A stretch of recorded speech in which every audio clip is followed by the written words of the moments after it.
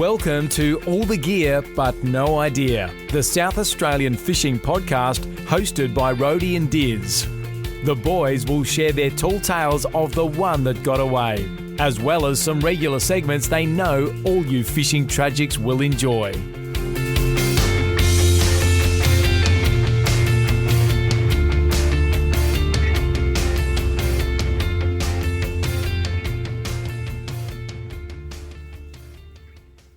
G'day and welcome to All the Gear But No Idea, the South Australian fishing podcast. We're up to episode 29, Diz.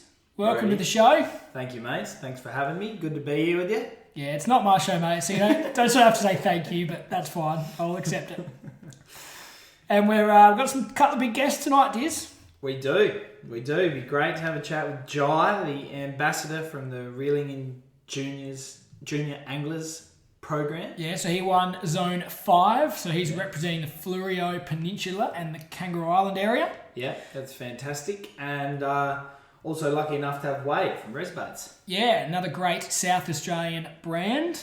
Yeah, absolutely. It'd be good to have a chat with him in the tackle segment. Putting out some great gear, so we're privileged to have two guests today. We are. We always love the double guests, don't we? We do. Means we have to hear less dribble out of your mouth, I suppose. Fair. Alright, let's hook into oranges and lemons, Rhodey. I'm just going to open the account with the orange this week. Got my hands on a new Yeti Esky. Nice. Very good quality. Keep some beers cold. Keep the beers cold. Not sure we're using it for bait. No, we got a good bait Esky, don't we? Got a good bait Esky. We're happy with that, but this will be great for holding beers. Yeah, perfect. So that was a little positive. What about you, mate? I'm going to go with the footy's back. Oh, it's been a big weekend. I've been missing it. And it's back, and my life is better for it. Does Lucy Lucy's life's actually probably better too. She doesn't have to deal with so much dribble. Exactly right. She could leave me on the couch for the weekend, and I'm set. Perfect. Good. The Power got a win today. Yes. Yeah. Up the Power. Good strong. Tommy Jonas, our mate. Yeah. And even the Crows got a win, which was very unexpected. Yes. And Ned McHenry, another friend of the show, did a bit, didn't he? He did. Kick 2. He was up and about. It's probably because he had that chat with us all that time ago. Yeah, I reckon it was. Just channeled it. All right, well, my lemon, certainly for the fortnight just gone, has been that work's definitely been getting in the way of any fishing time. Yeah, it's not good, is it? Nah, it's been a bit of an ordinary run. Haven't had the most ideal weather conditions either, but just mainly work's been getting in the way, mate. Yeah, well, I'm going to go on a bit of a similar pathway here and say we're getting towards the end of tuna season, and I'm hoping we can get out for one more crack on them. Yeah, yeah. We're sort of running out of weekends before they disappear. Yeah, we are. We need to get out there, get amongst them. We just can't quite line up the weather in our calendars. No, at the we moment. can't. But we'll get there, mate. We'll definitely get out there one more time. Hunt them down. We will. All right, Diz. What about the merch? Well, the merch is, we're coming off the back of summer, so I'm not sure it's the most ideal time to be selling hats. What, do you like drinking hot beers in winter? Yeah, well, the stubbies. It's an absolute must to get your hands on a stubby holder, isn't it? Absolutely, no doubt, mate. Buy some for your friends and family. If you've got one, we'll get another one. And take some pictures, flick them our way. We'll share them on the Instagram. Yeah, that's right. Like, if you're just enjoying it. Well, look, Fraser has been good. Yeah. Latchy was good. He sent us one. Latchy was good. That's not bad. New South Wales. Sure they wouldn't mind hearing us dribble a bit of garbage about fishing over there. Mate. Thoughts?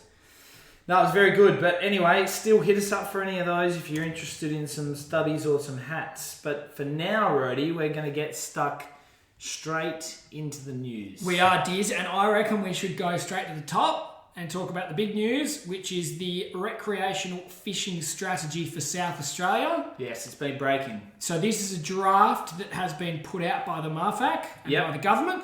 Yes, it has. And it's talking about the plan for a 3-year period, I think, 2021 to 2024. Yep. This draft is out for consultation, and there is also an accompanying survey monkey that anyone out there who is interested, passionate about fishing, can jump on and give some feedback. Yeah, so we really want the recreational fisher people to get amongst that survey and present your thoughts. Yeah, and certainly it's a draft, and we hope that they will take into account what we have to say about it. And the basis for this draft strategic plan was more or less based on that survey that went out last year, the Fishing Priority Survey. Yep. So there was 4,000 responses to that. Yep. So the Marfax put all that together, turned it into a document, Yep. and then putting it back out for consultation. Yeah. So the independent Marfac chair, Sharon Starrick, Yep. has had a lot to do with this. Yes. And they're talking about an estimated 277,000 recreational fishers, and they're encouraging everyone to put their thoughts in. Yeah, and if we're getting 4,000 responses on a survey and there's estimating 277,000, it's not great, is it? it's not ideal. We need some more feedback, particularly if we're going to be in charge of our own destiny as recreational fisher people. So we'll you've had a read of it, Diz? Yes, I might just run through it sort of briefly. So the first main area it talks about is growth. Yes. Sort of potential to expand. That talks about the recreational fishing fees being a possibility. Yes. Yeah. And it talks about a cost-benefit analysis for introducing an inland and or marine waters, either a rec license or a cost-free registration. Yes. So that would be interesting. What comes of that? I think that's a big point to take away from this. Yeah, but they want some funding, really. Yeah, it's raising funding for recreational. And I think we certainly support that as long as it's true and it does all go back into fishing. Yeah. So it then moves on. It talks about sort of how it's going to be delivered and some, how this is all going to be done. Talks about working with PIRSA, which is a big part of the industry, but I think that holds some concerns for people as well. I think so. That's correct, Brody. And people do think that PIRSA has a bit much control over it all. Yeah, possibly, and that might be the case. And maybe if we did get a rec license up, then maybe you'd buy back a bit of that power to the recos. Possibly, that would be ideal. I think there's also been a big push to try and get some data. We've heard that from a number of guests lately who are involved in the recreational fishing scene across the board. Everyone wants more data. They want to know more about what's happening. Yeah. And if we can try and find some ways to do that, then we can channel that funding more appropriately. And it also, on that point, talks about some partnerships with key stakeholders. Yes. Including government departments, non-government organisations and private enterprises. So Will we get a look in there? We'd have to, wouldn't we? So that'd be your rec fish and your all your different parts of the industry. Yes. And look, I'd have to agree that if we could funnel all of them in the same direction, we'd be a more powerful area of the state, wouldn't we? Yeah, absolutely we would. I mean, there's always a focus on sustainability and everything else, an equal share across the industries, but until we start getting some data and people providing some feedback, we're not going to get there, are we? No, we're not. And the last bit sort of touches on that as well. So it's about knowledge and information, and it talks about quantifying the value of recreational fishing, which we've sort of already talked about. Yes. All the the citizen science type projects, the SAFTAG type stuff, the SARDI, the fish care, all those sort of mobs. Well, Alex Williams' commentary last week when they did a trip down to the Aruna Dam, talking about how much money they spent in the local community on a weekend away there. Yes. So these things are important to be able to quantify and demonstrate some value. Yeah, so certainly we'd encourage you all to have a good read of the document. It's 7 pages. Dizzy had to sit down in a couple of spurts. He couldn't quite concentrate for that long, but for most of us, it's a pretty achievable task. I prefer you just to send me through a summary of the key take-homes. So anyway, make sure you read that and do put in your responses on the Survey Monkey. Mate, people just listen to us and they'll get the take-homes off you. Yeah, pretty much. Still involved. Get yourself involved in the survey, though. We need more than 4,000 if this is going ahead. All right, Diz, let's keep moving. We're going to talk about the fines. Yes, mate. Well, this has been something we have talked about for a while, but basically Friday just gone, coming into effect was the increased fines. So, this was something that wasn't looked at for a number of years. I can't remember 30 exactly. years or something, 30 years, something ridiculous when there was just absolutely laughable fines for catching undersized or too many fish. It needed review, and this is a welcomed change. Yeah, and there was a press conference, I think, last week, and David Basham gave a couple of examples. He talked about 3 people who caught 47 undersized blue swimmer crabs. Yeah. Were given a $100 fine. Yeah. And from now on, that'll be a $625 fine. Yeah. So it's gone up 6 times. Some would argue if you catch 47 undersized blue swimmer crabs, you could be hit with more than that. Yeah, well, I mean, I would, but it's, 625 is better than 100. And I think some sort of increase, some sort of review of this more timely than 30 years would be better. Why don't we just up it by 5% every year? Well, I'm not going to put a number on it, but it needs looking at. And this other example is interesting too, isn't it? It talks about King George whiting. This is Basham talking again. Yeah. He talks about the fact that it's $100 a kilo. Yeah. And is a $50 fine really a deterrent? Well, that's for him now. I mean, it hasn't always been $100 a kilo, No. but $50 fine is ridiculous. So this is another example. So someone caught undersized King George whiting, and that'll now be a $375 fine. Yeah. So at least it's going in the right direction. It is. It's going in the right direction. I'm sure it'll turn some people off doing that. But nonetheless, we'd like to think that by and large, people are doing the right thing. Hopefully a few of us have got a conscience. Yes. Conscience. Absolutely. Did I say that right? Or? Anyway. We'll let the listeners be a judge of whether you can talk properly. All right, ready? Let's move on to the carp frenzy, mate. There was a lot of people involved, 810, and boy, oh boy, did they get rid of some carp out of that water system. They did 2,277 carp they pulled out. That takes me back to the glory days of just plucking carp out of the torrents. Oh, I thought you were going to say up at the Mullaroo. Up at the Mullaroo Creek, up past Renmark, we used to pull out a few horses. We did pull out some horses, pull out some breeders out of there. That was bloody oath we did. So anyway, that was, I think, our good friend Kim Manning was involved in that. Yeah. And they also had some prizes. So Colin Higgs took out the biggest overall carp at 80 centimetres. Yep. Bonnie Clinge took out the 73 centimetre carp in the female category. Yep. And some good catches in the kids' comps too. Yeah. 74 by Jacob Main, 79.5 for Mason Bolton in the under 16 and under 10 respectively. That's good going. And there are also a few natives caught. Kelly Dunn caught a 51 centimetre silver perch. It's a good perch. And Macy Main caught a bony brim going 41 centimetres. That could be a sibling, I'm hypothesising, of Jacob Main. Yes. Who won the under 16s in the biggest overall carp. Yeah, good shout. Now, I'm disappointed we weren't down there for this, Brody. The Carp Throwing Championship. Yeah, now I'd like to know what size carp they throw. Well, it's a good question, but 28.2 metres by Robbie Bruce. I reckon I've got him covered. Of course you do. Of course. Well, what if it was the big 87 centimetre edition? The biggest carp caught was 80, mate, so they're not going to throw a bigger carp than anyone pulled in. No, it's a decent carp. And the I might enter next year. Yeah, I think we should go down for a look next year. And the Nicole Atkinson, 14.1 metres. Good throw. Yeah, good going. Throw. Yeah, very good. All right, another comp, which has been, very recently, the Port Lincoln Tuna Comp. Another one that we should put in the calendar, Rhodey. We should, Diz. Weekend away down at Port Lincoln. Yep, Some serious boats entered in that comp, but we do fine down there. Yeah, the weather played the game. We'd give it a good whirl. Absolutely.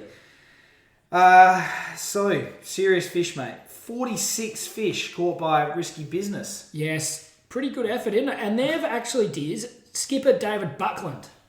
Okay. And they've won the overall boat 3 times in a row. Oh, they know where they are. They're pretty good operators, they are. He gets to get the notebook out when we catch up with David Buckland next. And heaviest fish was on board catfish. Yeah. 19.8 kilos. Yeah, it's good. That's good. Catfish caught 27 tunas. They had a good weekend. Biggest fish and up there in the rankings for the most fish as well. Yeah, absolutely. And total of 392 fish caught. Which I reckon is a pretty good effort, Diz. Yeah, I think so too, mate. Absolutely. All right. Very good. What else, Diz? Well, news breaking recently, and this has been something that the Liberal government's been pushing all over the place and plugging on their social media, etc. Is increasing accessibility to the reservoirs. Yes. And now the Myponga Reservoir is open for kayaks. So Sunday the 28th of March, day on the water access will be at the Myponga Reservoir Reserve. So you can take your kayak. You can take your kayak. You'll be able to get out there, explore 250 hectares of water surrounded by some stunning landscapes. You can even drop a line in from the kayak. Not bad, is it? Not too bad, mate. And you don't need it. You'll be able to find it. You just got to get online. reservoirs.sa.gov or something for some details. But if you're in the kayak scene and you're interested in doing something like that, it's Good news. Yeah, look, I reckon freshwater fishing in the States on the up, isn't it? Yeah, I think so too. It's probably been a bit of a forgotten cousin over the years, but it's coming good, I think. Yeah. No, absolutely. What else have we got happening, Rhodey? Yeah, reminder to everyone over on the Eyre Peninsula that the next kids fishing clinic for the junior anglers, Reeling In Junior Anglers, is at the Port Lincoln foreshore on the 11th of April at 9 a.m. Well done to Lee and the team. Yes, visit www.reelinginjunioranglers.com to get involved if you want to be a volunteer. Yeah, excellent. So we're about to talk at the end of the news. We'll talk to Jai, who won Zone 5. Yes. We can also announce that Paul, age 12, won Zone 6. And I think voting for Zone 7 is currently open. So jump on the Facebook page and hit like on whichever one you think should win. 6 and 7 have been the metro zones, haven't they, Rhodey? Yeah, and that wraps it up, I think. I think there's 7 total. Yeah. So this will be the last round of voting, and then they'll have their seven ambassadors locked away. Very good. So well done to Lee and the team with that one. Yes, absolutely. Rhodey, some algae aquaculture leases at Point Pearce have been announced. Yeah, I think we talked on this once in the past, but I think it's been formalised. Yes. So they're talking about commercial seaweed could be a game-changing new industry. Yes. So do you know how this works? Well, we talked about this last time. I believe the seaweed industry for some multivitamins and things is a booming industry. And it cuts out methane production in cattle and sheep. That's the idea. So I think it was going to be introduced into some feed. Yes, it's like a supplement type thing, I think.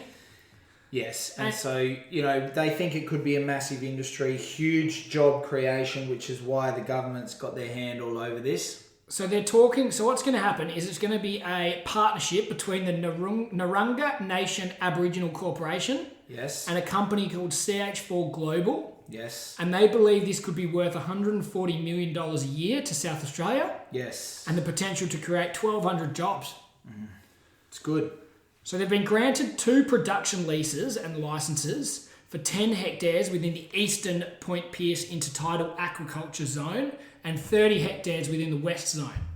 Okay. So 40 total. That's not bad, really. And listen to this for a little stat for all you numbers folk out there. Yeah. They're quoting that small amounts of this algae, when added to cattle feed, can reduce the methane in a cow burp by close to 100%.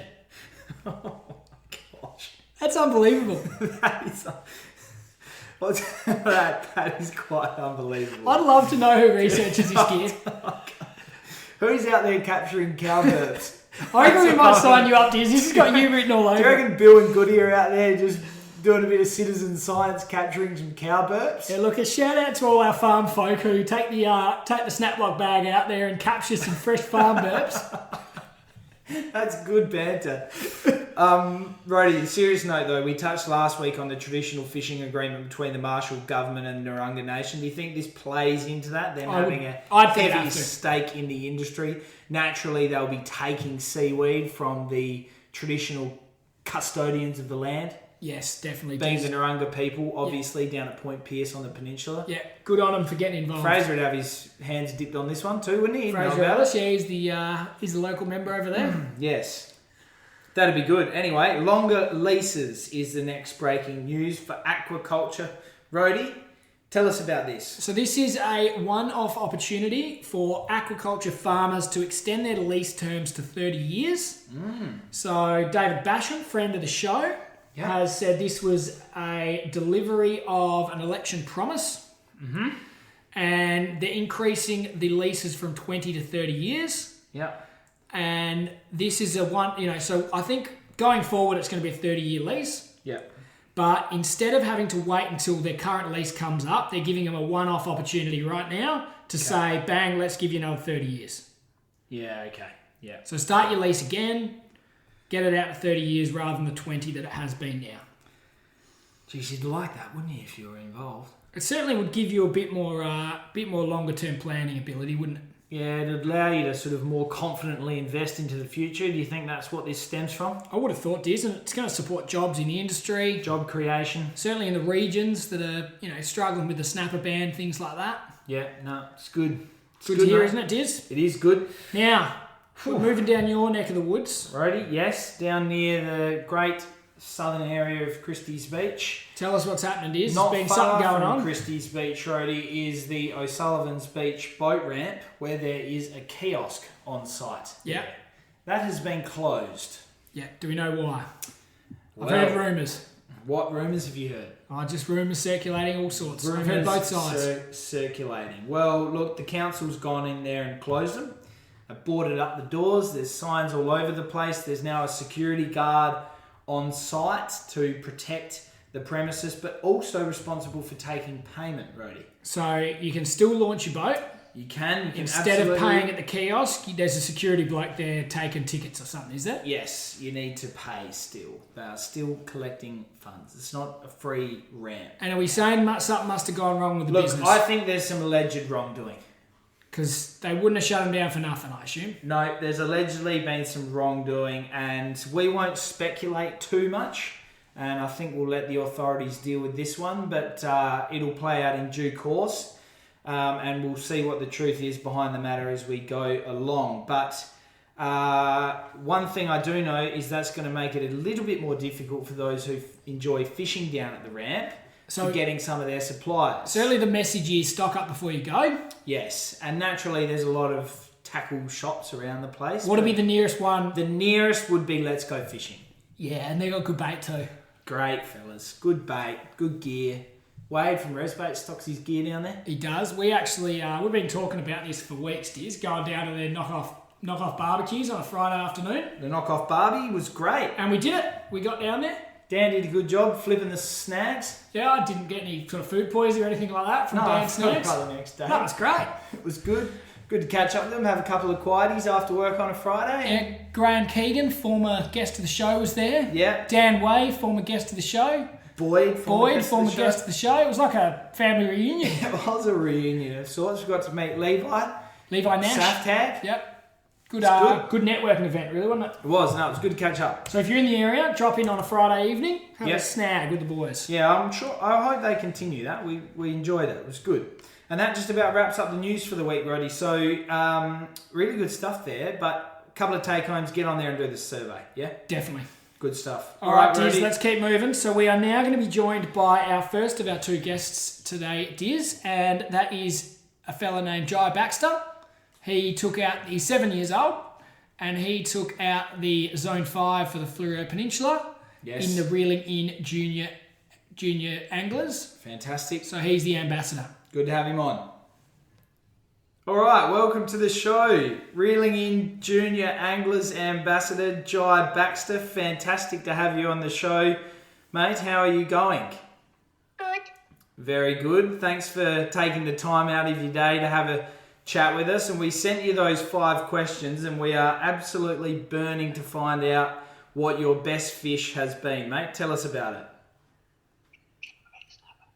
A big snapper. Oh, big snapper. How big was it? 2 kilos. Oh, that's geez. much bigger than Dizzy's. Very good. And what's your favourite thing about fishing, Jai? What's your favourite thing about fishing?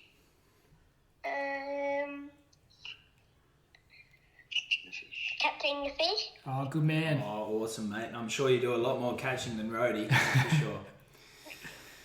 Mate, what's your first fishing memory, or what got you into fishing? Is it something you do with your dad and your friends, or what happens there? Going fishing with my uncle. Your uncle. Is he a good fisherman? No. I hope he's not listening, Jai. He is. Oh, good. Oh, good. He'll like that. Jai, what's your favourite sort of fishing? What do you like catching? Tuna. Oh, Tuna. they're Very exciting, good. aren't they? You caught some big ones? Yes. What do you have a weight on your biggest tuna, Jai? 10 kilos. Oh, that's pretty good. That is very good. Very good. And what's the funny fishing story, Jai? Or have you had one that got off and got away? had a big shark eat a tuna next to the boat. Oh, devastating. Oh no, that wouldn't have been too good. Yeah, all right, Jai. That's never good when your tuna gets eaten, is it? No. No. All right, so Jai, it must have been very exciting to win the ambassador for the Fleurieu Peninsula. Yes, it was. Were all your mates at school pretty jealous? Yes. Yeah. Awesome. And there were some pretty cool prizes too, wasn't there? Lots of Shimano gear. Awesome, mate. And your mum was just telling us earlier you got some money today from a sale and you're going to put it towards your fishing gear. Is that right? Yes. What are you going to buy? Some lures.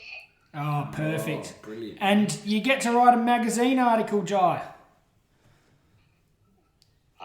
Yep. Is that right? You're going to be in the magazine? Yes. What are you going to talk to the magazine about? Tuna fishing. Oh, that'd be good. We look forward to reading that, Jai. Yeah. And Jai, your Instagram page, mate, you've got heaps of followers and plenty of posts. You caught lots of good fish, haven't you? Awesome, mate. Yes. That's fantastic. So for all our listeners out there, Jai's got a great Instagram page called Jai's Adventures, and there's plenty of great content on there for you to all go and have a look at and be jealous of what he's achieving at the ripe old age of 7.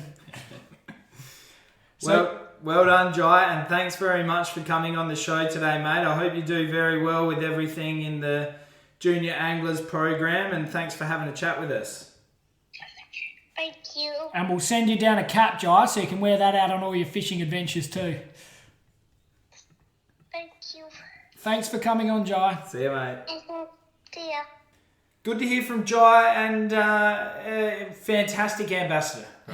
Good to chat to him, Biz. Yeah, Yes, definitely. and jump on his Instagram and you'll see some serious fish caught. It sounds like a real keen tuna angler. He catches a bloody lot of fish, Diz. Yes, and he does. I was on his page the other day. Certainly not just tuna. There's sharks, there's mullies, there's flathead, there's nanagai, there's I think there's some redfin. There was certainly some freshwater species. Yeah, no, we love that. He does it all. He does. And it was good to have a chat with him. Youngest guest we've had on the show. Yeah, no one's gone close to 7. It might have been a bit of nerves involved for young Jai, but I'm sure he'll be able to tell his schoolmates all about it. Yeah, he'd be a media star at the local primary school. I'm sure he will be. I reckon our next youngest guest might have been maybe Ned McHenry. Yeah, possibly. Have we got any younger than him? He must be 21, something like that. Yeah, no, well, Ned does it right on the tuna too. I think he's out there now. So I think Jai takes the cake by 14 years. Yeah, nice. Good on him.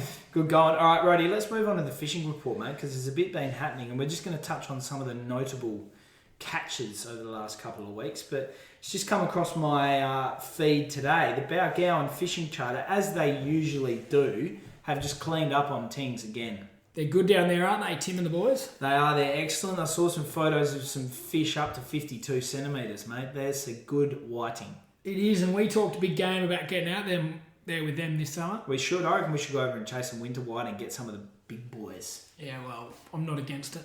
Yeah, good Let's stuff. make a weekend of it. And Lee Van Soos, friend of the show, heads up the Reeling In Juniors Angler.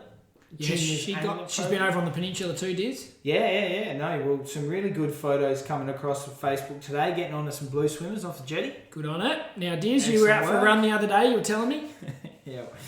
Where were you running? What did you see? Down near Triggs, just down near Seaford, just south of Port Noarlunga there.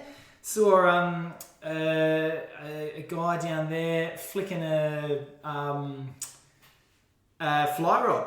Oh, a fly rod, was it? Wet flies. Really? Wet flies. What was he catching? He was getting some mullet, some salmon trout. Did you see how many he got? Nah, he would have got...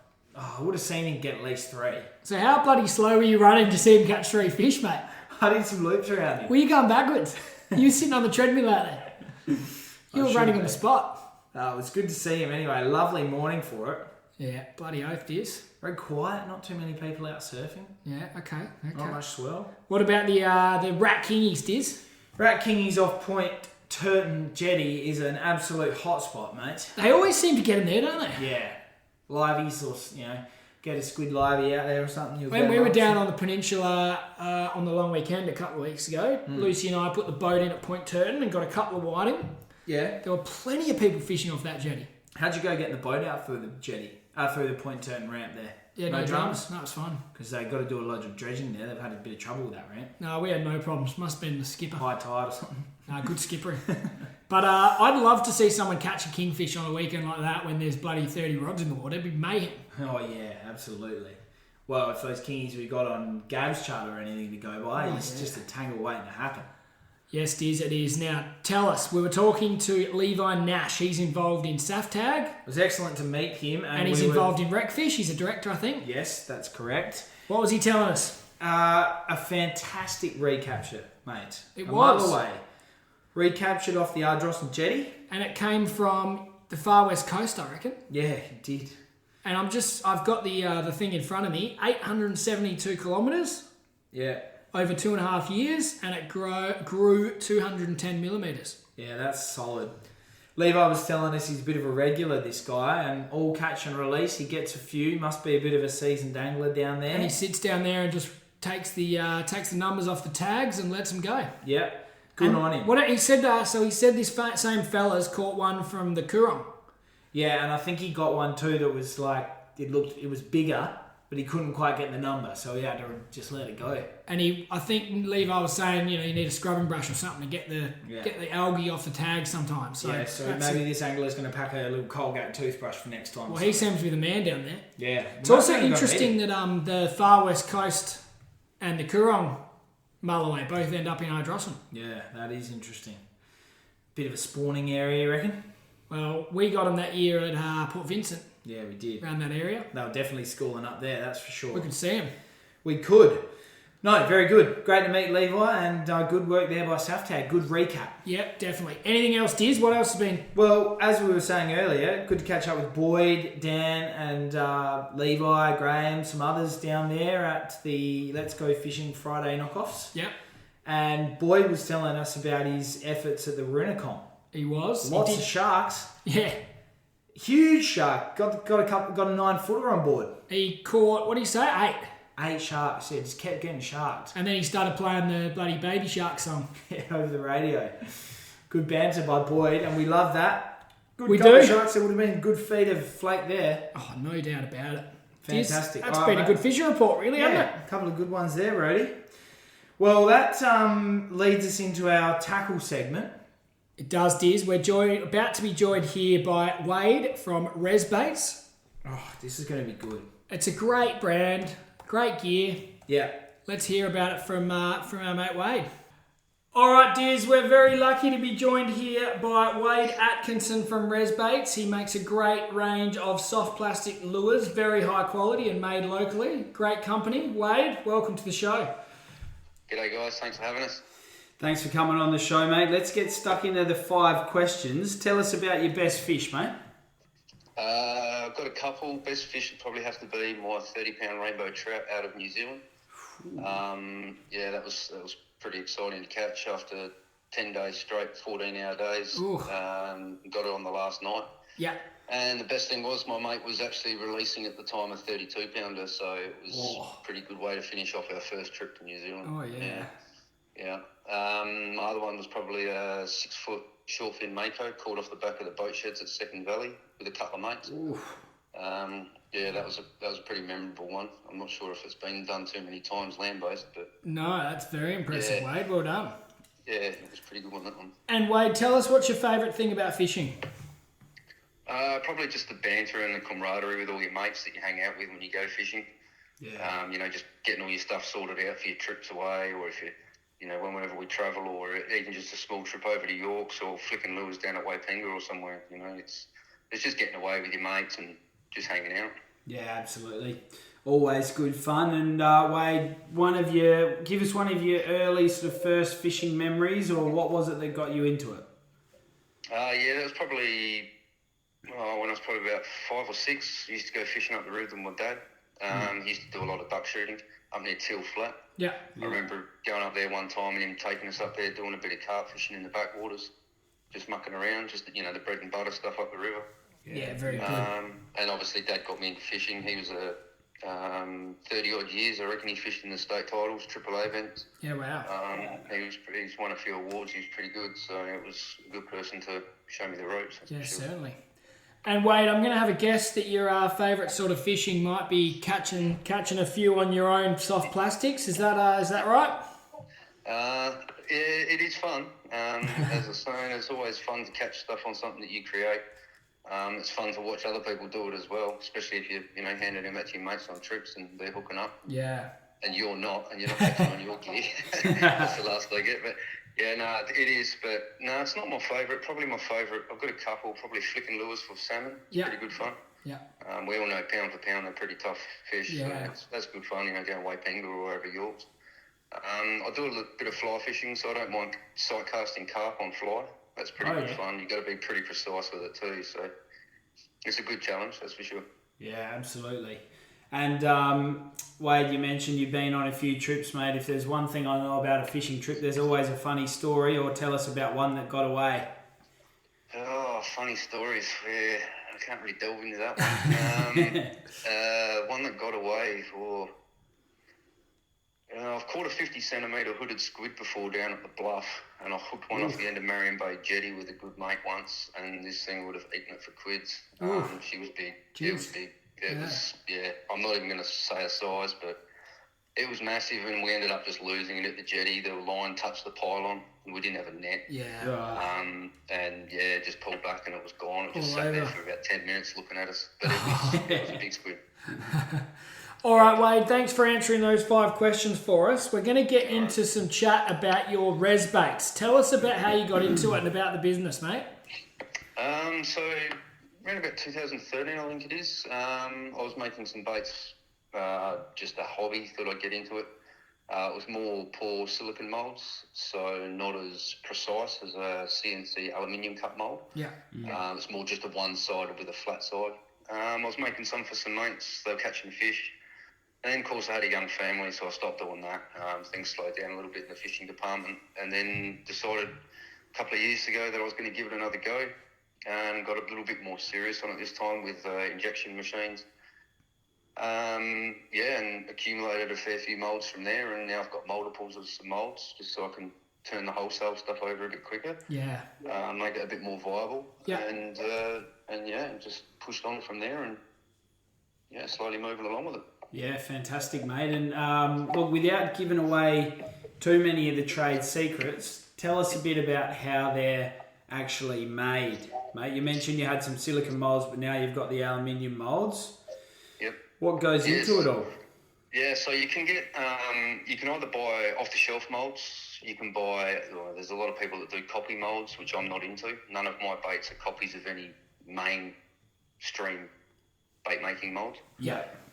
They're all original. You can get customs. Okay. They are very pricey, but you can get customs made. It's basically a block of aluminium, and it gets put into a CNC machine, and it's got CAD program put into it that then cuts out a 2-piece, so 2 parts of a mould, which then join together, and you use an injector, so it's an aluminium tubed injector. They're your basics for making the bait, and then you've obviously got your actual raw material, which is a plastisol, which has plasticizers in it. It's like a PVC with plasticizers. You heat that up, add your colorant, your glitter, whatever's requested or whatever you make, and then you inject it into the mould via clamps, and I use a vise, and then let it set for a little bit, and then you can pull the baits out. And how many do you make at a time, and how long do you have to let them set for? So I've got a lot of 10 cavity moulds. Yeah. Okay, yeah.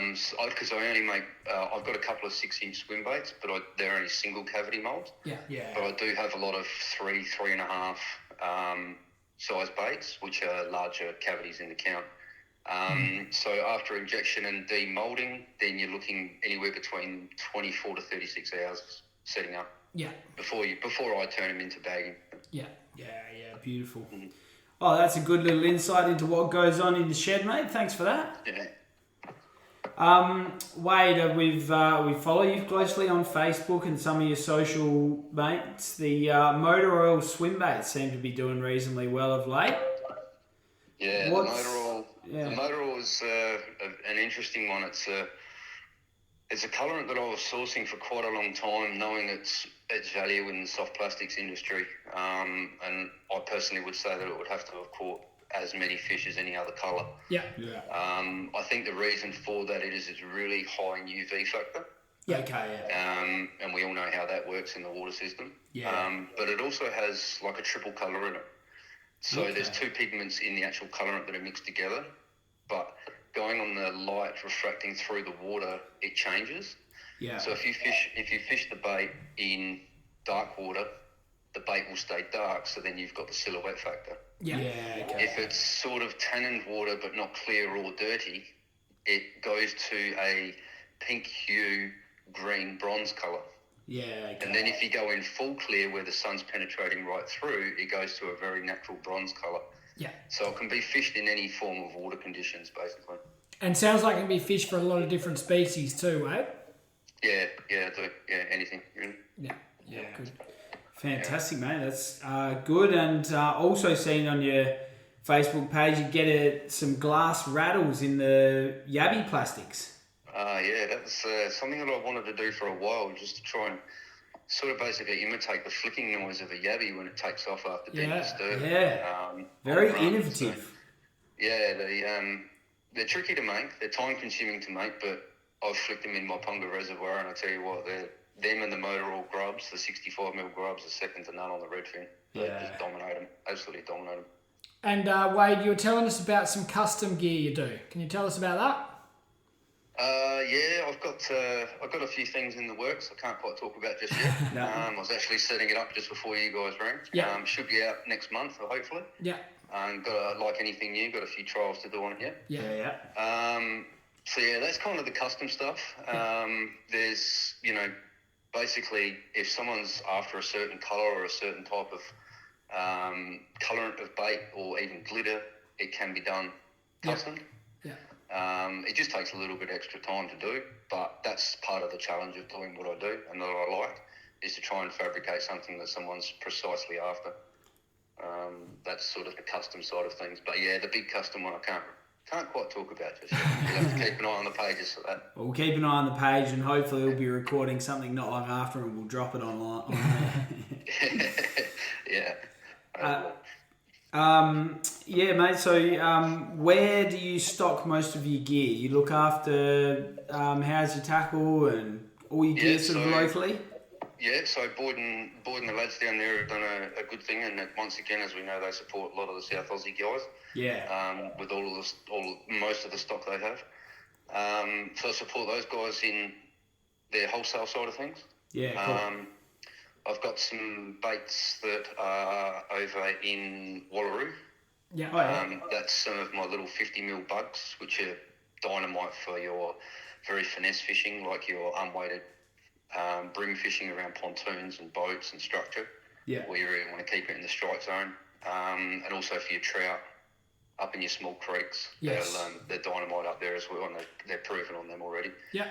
So I've got them in there as well. I think the lads have also from How's Your Tackle have sent some down to the southeast as well. Yeah. And that's about it at the moment. I haven't really pushed that very big from the business side of things. How's Your Tackle keep me pretty busy as it is. Yeah. No, we've certainly been in and had a look at the gear down at How's Your Tackle, and it's a great range, and it's certainly the precision and the quality is certainly there, and you can tell that you put a lot of time and effort into them. Thanks, mate. Yeah, I do. There's a 5-stage quality process before they even leave my house. Yeah. I won't send anything out that's second rate. If it's colour dysfunction in it, or if there's any bubbles or anything, it's gone, send it in. I will not send it out. So there's a lot of quality control involved. As I said, 5 stages from the first time of mixing the colourant up right through to once they're bagged, I check every single bag. If there's any blemish, they're out. Yes, and it certainly comes across when we look at the product, Wade, so you've done a really good job. Thanks, guys. And that's what you get when you sort of, when it's a labour of love as well, isn't it, Wade? You sort of put your name to something and you don't want it to be a second grade product. So yeah, real credit to you. That's right. And there's a lot of other guys have said, a lot of other bait makers up the East Coast that I'm in talks with all the time. they're the same. Social media these days, as we know, with things like this, that people can get disgruntled so fast and shut you down so quick. It's just not. For sending one packet of baits out with something wrong with it, it's not worth it. Yeah. I just wouldn't do it. Just wouldn't do it. No, fantastic, mate. Well, it's been great to chat with you. Thanks very much for coming on the show. We love what you do, and we can't wait to see what's in the pipeline, mate. Because if the stuff you've already got going is anything to go by, I'm sure it'll be something pretty special. Yeah, this next one's probably going to revolutionise plastics in Australia. Oh, wow. Here we go. You heard it here first, guys. We are going to be hot. We are going to be hot onto this when it drops.